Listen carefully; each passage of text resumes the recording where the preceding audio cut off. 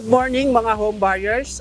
This is Thomas T. Jr. from DNT Realty Services. Nandito po tayo ngayon sa pinakabagong project ni Eco Global Development Corporation.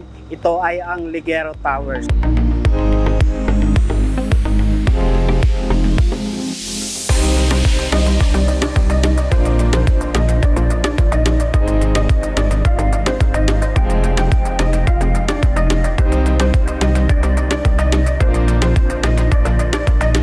Ligero Towers is the first smart home automation condominium unit in Antipolo City.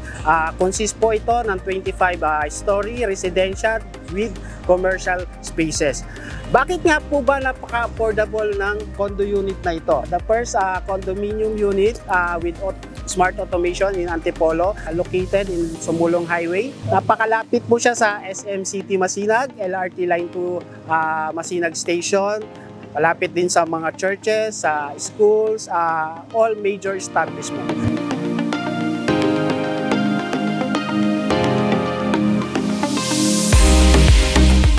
Ano rin po tayo sa mga transportation, very accessible din po. Ligero Towers is a very affordable condominium unit in Antipolo City. Tara po, usap po tayo.